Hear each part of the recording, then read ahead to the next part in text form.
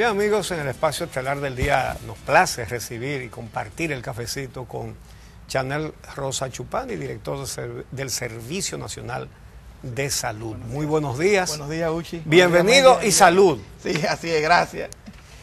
Eso cambiar de Seguro Nacional de Salud al Servicio Nacional, eso es complicado. Sí. Es más que una palabra. Sí. Bueno, vamos a conversar. Muchas gracias. Gracias. Vamos a conversar acerca de modificaciones a la Ley de Seguridad Social y vamos a hablar también de atención primaria. Dos temas muy en boga. Sí, vamos a comenzar por el último, Sí. por la atención primaria. El gremio médico se resiste. Sí. Creo que eso ha sucedido en todos los países donde se ha establecido. Pero el único país donde no se ha establecido es Dominicana. O sea, no hay un modelo Sí. de seguridad social que donde no exista Claro. una atención primaria, porque esos son temas consustanciales. Sí. Y es una deuda pendiente que tenemos nosotros con la ley y con la ciudadanía, el tema de atención primaria. El Colegio Médico ha dicho más de una vez que la atención primaria tiene que empezar por los centros públicos, con el régimen subsidiado. Entonces, digamos que quisiéramos entender qué implicaciones tiene lo que está planteando el Colegio Médico y qué es lo que está planteando el gobierno. Mira, yo no entiendo, la verdad, esa propuesta de que debe comenzar por régimen subsidiado, por varias razones. Lo primero es que parte de un concepto que no es correcto, y es que los subsidiados están en régimen, los pobres están en régimen subsidiado y los contributivos no son pobres, lo cual no es así, porque en el régimen contributivo todos sabemos están las personas también de menores ingresos. O sea, el tema de la afiliación a uno de los dos regímenes no es un tema por pobreza, ni por ingreso, sino por adscripción laboral. Es decir, todo el que está ahora mismo en el régimen, en un empleo formal, independientemente de sus ingresos, está en el régimen contributivo. Es decir, ahí está un mensajero, un chofer, un camillero de un hospital, de una clínica privada, etcétera. Todo el que tiene salario mínimo, eso es lo primero. Lo segundo es que el tema del régimen subsidiado, hace ya de que comenzó prácticamente la ley, SENASA ha estado financiando una parte de los servicios que se ofrecen en el régimen subsidiado. El año pasado, y durante todos estos años, SENASA, es decir, que de cierta forma, ya el régimen subsidiado se ha iniciado. Lo importante que todo esto es porque hay un concepto de que eso le puede quitar la atención primaria, le puede restar pacientes a las clínicas privadas, que es el otro sector que se opone, Uchi, Y a los especialistas. a los grandes especialistas o a los especialistas en sentido general. ¿Qué es la atención primaria? ¿Cómo funcionaría? Mira, para que entendamos esto. Sí, hay dos términos ahí que es bueno aclarar. La atención primaria es una estrategia que lanzó OPS en los años 70 ya, y que busca fundamentalmente prevenir, que busca la prevención de la salud antes que la curación, porque todos sabemos el impacto que tiene tanto en términos económicos como en términos de salud sobre todo. Y lo que se está planteando aquí es, además del tema de atención primaria, es un primer nivel de atención. Me explico. Ahora mismo, cuando una persona tiene un problema de salud, va donde un especialista. Eso implica un copago alto en muchos casos para esa persona y probablemente no tenga que ir donde ese especialista. Es decir, que esa dolencia que tenga esa persona, en muchos casos, se dice que un 70 a 70% de ese OPS se puede tratar en lo que llama un primer nivel de atención, que es lo que la propuesta de Cesarril trata. Es decir, que tú puedas ir donde un médico, no un médico general necesariamente, donde un médico familiar, donde un pediatra, donde un ginecotetra, un médico internista, donde un primer nivel, y que ese médico decida si tú tienes que ir a un nivel o eso se cura ahí. En ese caso, la propuesta de Cesarril tiene dos aspectos importantes. Bueno, tiene varios aspectos importantes. En primer lugar, en el caso de hipertensos y diabéticos, recordemos que el 30% de la población dominicana es hipertensa y más, alrededor del 12% diabéticos, no tendría que pagar copago, o sea, tendrán su tratamiento mensual, incluyendo medicamentos y estudio diagnóstico, todos los meses en ese primer nivel de atención. Y lo cual es importante en términos de ahorro para la... Eso es exacto, costoso, claro, te lo dice un diabético. Claro, porque eso es costoso y además un tema también importante, un segundo tema importante, y es que ese primer nivel de atención tendría que ser lo que nosotros llamamos en salud una búsqueda activa, es decir, una demanda de servicios de salud, una oferta de servicios de salud en la población. Es decir, no esperar que la gente se enferme, sino a través de porque la adscripción es familiar, es decir, la familia va a decidir en qué clínica de atención primaria se adscribe. Tú puedes cambiar, si no tiene problema, si crees que no te convence esa clínica, por lo que sea, puedes cambiar a otra. Es decir, que eso garantiza la libre atención. Sobre la atención primaria, hay un asunto que dice el colegio médico. Aquí tuvimos al presidente del colegio, al doctor Wilson Roa. Hay una cosa que sí se cae de la mata. Él dice, ese servicio debe comenzar por los que menos tienen. Lo que yo todavía no he entendido es por qué solo con los que menos tienen. ¿Por qué no puede comenzar para todo el mundo? Yo creo que sí, exactamente. Yo creo que sí. ¿Qué es lo que ustedes plantean? No, que es integral, que es una cuestión integral. Que comience para todo el mundo. Para todo el mundo, por supuesto. Obviamente sin dejar fuera a los que más lo necesitan. Así es. Exacto. Y los que menos tienen, una parte está en el régimen contributivo.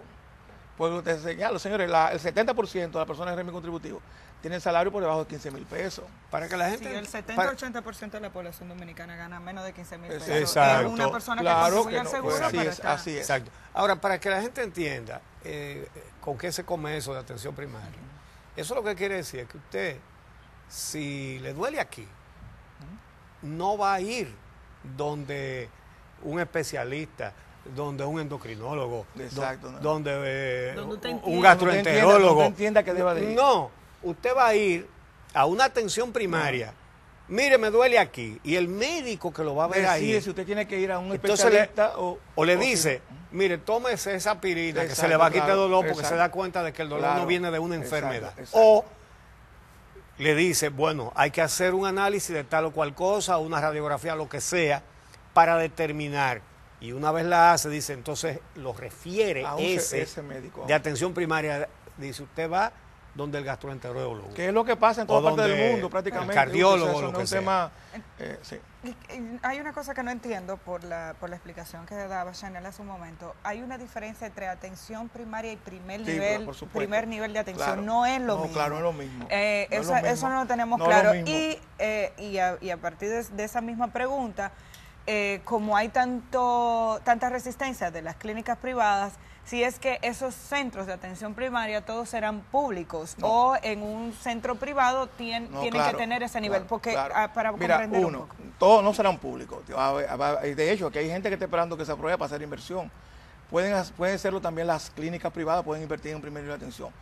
La clínica que no tenga, por ejemplo, pero también los centros de atención primaria pueden ser de personas que no tengan, inversionistas que no tengan clínica privada. Así que puede ser de todo. Tienen que tener obviamente la habilitación del Ministerio de Salud Pública para poder funcionar en el sistema. Eso es importante. En relación a lo otro que tú decías, Amelia, lo que pasa es que tú haces prevención, vamos a decir, en cualquier nivel. Porque incluso tú vas a un médico súper especialista y te dice a ti, no, mire, usted tiene que llevar esta dieta, hacer este tipo de estilo de vida, y eso es prevención. Ahora, la prevención primaria, la atención primaria, el primer nivel de atención es donde tú entras al sistema. O sea, vamos a decir, la puerta de entrada al sistema. Cuando tú tengas, ¿qué es eso? O una emergencia, porque otra cosa, las emergencias tú puedes ir en cualquier momento, a una clínica privada. No aplican para estos casos. Eso es importante también señalarlo. Una persona tiene una emergencia no tiene que ir sino que va directamente a la emergencia de la clínica donde es más cercana, porque una emergencia es una emergencia. Okay. Entonces, empezar la atención en salud por un centro de atención primaria, ¿es obligatorio? O sea, una vez esté establecido el sistema, ¿usted no podrá ir a un especialista directamente? Puede, pero lo pagas directamente. Directamente, exacto. Ok. Entonces, además de este tema, ¿cuáles son los otros componentes de la propuesta que está haciendo o discutiendo el gobierno que podemos destacar, que podemos esperar de un sistema de seguridad social que en este momento no resuelve la atención en salud? Es mejor que lo que teníamos, pero realmente no resuelve el problema de salud. Mira, yo creo que los temas importantes, los grandes temas son primero un mayor énfasis en la prevención de la salud. Nosotros tenemos ahora mismo un sistema que hace mucho énfasis en el tema curativo, no en el tema preventivo. Eso es fundamental. Segundo, como decía, una disminución en los costos para los afiliados, que eso es importante. Y tercero, no creo que vaya a haber, como se dice, una quiebra. Señores, aquí cuando la gente piensa en clínicas privadas, nosotros pensamos en 5 o 6 clínicas, grandes clínicas, pero aquí hay decenas de clínicas privadas que podrían convertirse fácilmente en una clínica de primer nivel de atención. y le va a ir mucho mejor que lo que están ahora, porque el propio Mena ha dicho, el doctor Mena ha dicho que están quebradas la mayoría de las clínicas privadas, entonces yo creo que esa es una oportunidad también. Además, hay un tema importante, cuando se implementan estos programas en cualquier país del mundo, la demanda de salud tiende a crecer, porque de ese 30% de hipertensos que se reporta en el país, el 50% no lo sabe. Una vez se produzca este primer nivel de atención, se supone que debe ser así, una de la labor de ese primer nivel de atención es detectar esa persona. Exacto. Y entonces, ¿qué implica eso? Va a haber mucho mayor demanda. Y esa demanda va a subir en principio y tiende lógicamente a estabilizarse en un futuro inmediato, en un futuro no inmediato, vamos a decir. En unos años es que tiende a estabilizarse, pero en principio la demanda de servicios de salud crece. La enfermedad que tiene más pacientes que no se han enterado de lo que tienen es la diabetes. Sí. Una pequeña cantidad de los diabéticos sabe que lo es y Así se atiende. es. Los que no lo saben se deterioran rápidamente y se mueren. Así es. Entonces, sí, claro, por supuesto. Entonces, lo que tú estás diciendo, toca un tema fundamental. Lo que tú estás diciendo es una cosa que es muy razonable, porque con ese primer nivel de atención muchas personas que no lo andan averiguando se van a enterar de que son diabéticos y entonces se van a tratar. Porque ese primer nivel de atención tiene que hacer lo que llama búsqueda activa con revisión periódica a los afiliados, en las empresas, la familia, etcétera. O sea, y eso es lo que es un nivel un sistema que haga énfasis en el tema preventivo. Sí, Mira, perdón. Sí, no, sin embargo, hay otro tema yo creo que no podemos dejar de lado, y es la facilidad que tiene el sector privado, díganse la ARS y los dueños de la clínica privada, de discutir y sacar partido y el mayor de los beneficios de esta ley de seguridad social. Hasta ahora lo que no hemos logrado es que el afiliado realmente reciba el servicio que merece. Aquí se paga caro la seguridad social, y cuando usted va al médico, como quiera, tiene que pagar un complemento y un copago que sigue siendo, si usted quiere un buen especialista, obligado es caro. Los médicos se quejan de que lo que la ARS le da no se corresponde con su servicio. Usted va a la farmacia y aunque amplíen el catálogo, usted va con las recetas y como quiera las aseguradoras te dicen que nada de lo que está ahí está cubierto. Y usted dice, no, es que tiene que pagar un complementario de medicina anual para que le cubra eso. O sea, no importa cuánto tú pagues por seguro, siempre tienes que pagar y pagar mucho. ¿Cuáles son las garantías que puede tener la población de que eso va a cambiar? Bueno, el primer nivel de atención, o la atención primaria en salud, precisamente lo que busca es eso, Amelia. ¿Por qué ocurre lo que tú estás diciendo? Porque todos vamos donde un médico especialista, por cualquier tipo de dolencia. Señores, el 70% de recuerdo de los casos, de muchos estudios diagnósticos, 80% de algunos casos que demandaban en Senasa, eran a veces en muchos casos innecesarios o no debían hacerse. Mira, nosotros tenemos un problema, y lo digo, cuando una persona va a un hospital, y lo digo por una situación que pasó el otro día, y pasa frecuentemente, la gente quiere que tú le hagas todos los estudios posibles, si no se encuentra que tú no te sientes atendido adecuadamente. La lógica de un hospital público no es esa, es una contraria a una lógica de un hospital, de una clínica privada. Son lógicas distintas.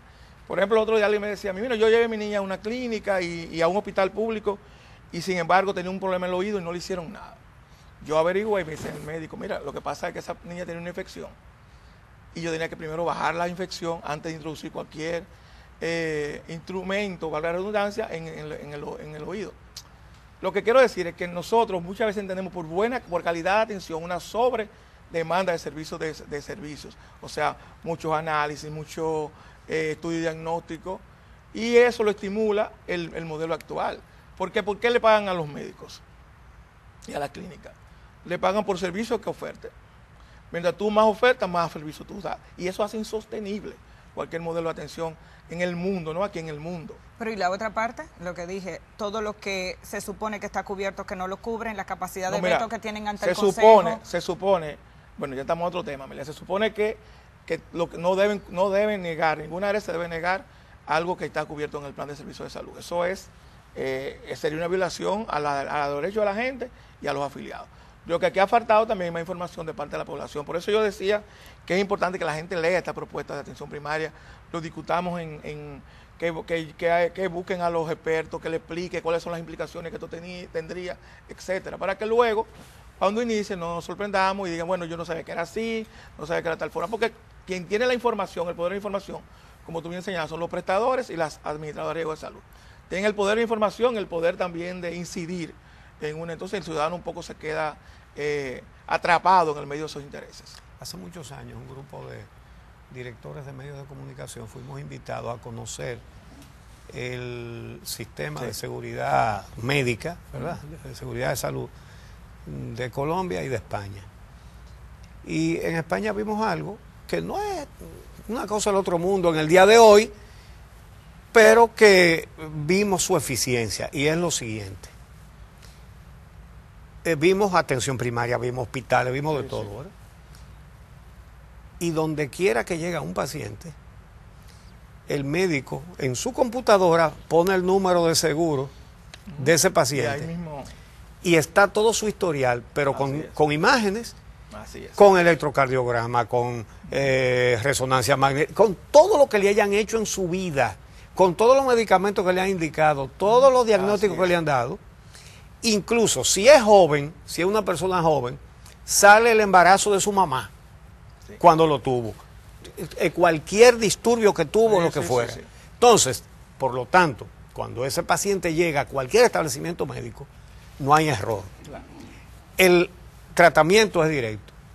Ahora, la pregunta es, las computadoras están inventadas de hace mucho tiempo y las redes del internet también.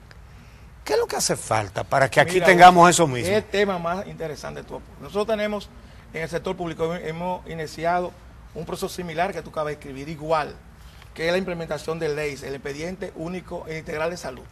¿Cómo es el expediente? Integral de Salud.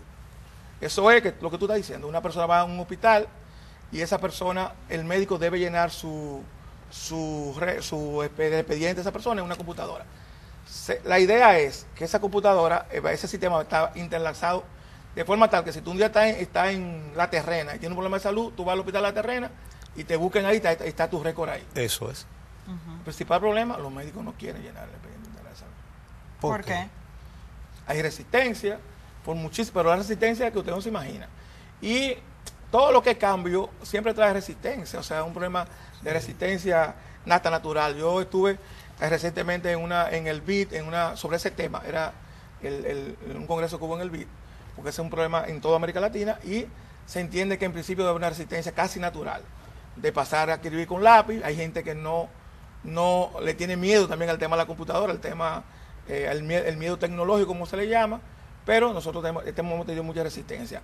Esperamos que esa resistencia sea la natural, que todo proceso de cambio, y no sea una resistencia definitiva, porque eso, el Expediente Integral de Salud ya está legalizado en una resolución del Ministerio de Salud Pública que lo hace obligatorio. De hecho, esta propuesta de la CISARRIB dice que se implementará en 9 meses, porque una de las cosas, una vez será aprobado, porque una de las cosas que deben tener los centros de salud es lo que usted acaba de señalar. Un sistema de gestión de información que permita que la información viaje con el paciente. O sea, que donde quiera que tú estés, esa información esté disponible. No como ahora que tú tienes tantos récords como tantos médicos tú visitas. Sí. Es el tema de la posibilidad de veto que tienen los diferentes sectores en la discusión del Consejo Nacional de Seguridad Social. Estamos hablando de la posibilidad de modificar la ley, pero al modificar la ley hay varios sectores que ahí tienen intereses y hasta ahora una de las razones por las que el ciudadano tiene menos derechos es porque esos intereses han pesado más que el derecho de la población a un adecuado servicio de salud. ¿Cómo se va a resolver eso? ¿Eso se puede cambiar? Lo que he llamado la corporatización de la cotidianidad. Es decir, que las grandes corporaciones nos deciden todo. Mira, ustedes vieron la semana pasada, antepasada, nosotros tuvimos una reunión con el señor presidente y el tema fue precisamente la modificación de la ley de seguridad social. Así lo anunció el ministro de la Presidencia, Gustavo Montalvo. Ahí se tocaron varios temas. Uno de los temas fue el tema del veto. El sector privado ha propuesto alguna modalidad de veto para algunos temas y para otros temas solamente pueda ser vetado por el Estado Dominicano.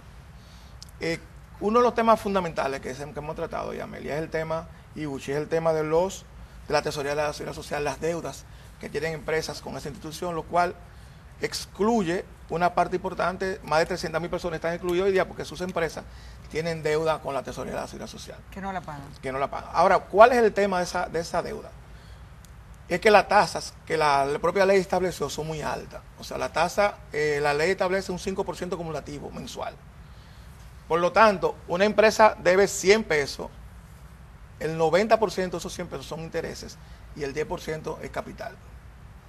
La idea es que reajustar la ley a una tasa que no provoque evasión, pero que sí permita la inclusión de las personas, de esas personas que hoy están fuera de la Seguridad Social.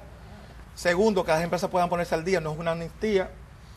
Lo que se busca es que esa empresa eliminarle la deuda que ha provocado los intereses, pero sí que haya un acuerdo de pago para pagar el capital y que con ese acuerdo de pago puedan incluir a sus empleados, porque hay muchas microempresas que no pueden sostener esas tasas que hoy tienen, que hoy pagan. Se cae de la mata una pregunta. Suponiendo que una persona que trabaja en una de esas empresas que no están pagando, sufre una enfermedad. La ley dice que la empresa es solidaria, tiene que ser responsable civil ante esa persona. A eso voy, es decir, esa persona va a un centro de salud y no lo atienden porque le dicen su empresa no paga. Así es. No puede ponerle una demanda por daños y perjuicios. De hecho, hay demandas a empresas de parte de empleados. Pero tú sabes, mira... ¿Con qué frecuencia? ¿Cómo qué cantidad? No se corresponde la frecuencia con el número de personas que afectadas. Están afectadas. Por supuesto que no.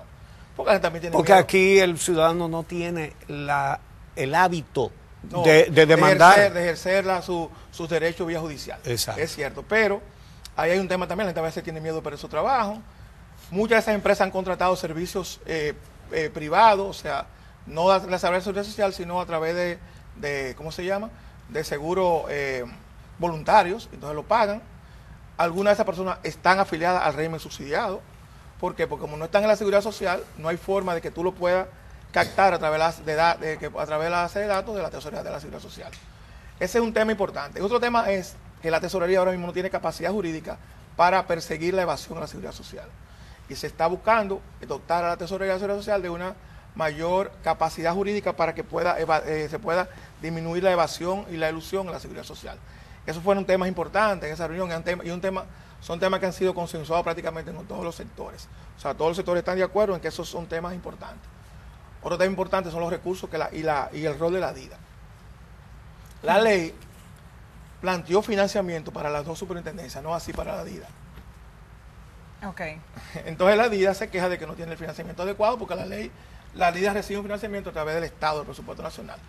Y no es un financiamiento que se hace a través de la ley, que la ley destina 1% de lo que todos aportamos para financiar las dos superintendencias.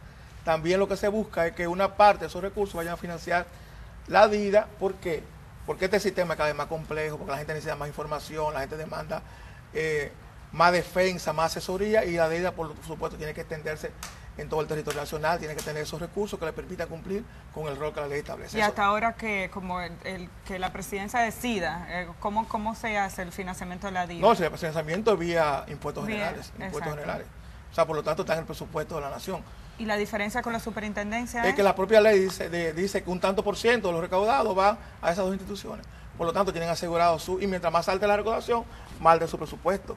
Y la recaudación, por supuesto, cada año crece más. Hasta ahora, ¿cuántos centros de atención primaria tiene el gobierno? Y no sé si han empezado a funcionar como tal. Sí, mira, el Estado tiene lo que llamamos CPN, Centro de Primera Atención, 1.100, alrededor de 1.200 centros en todo el país.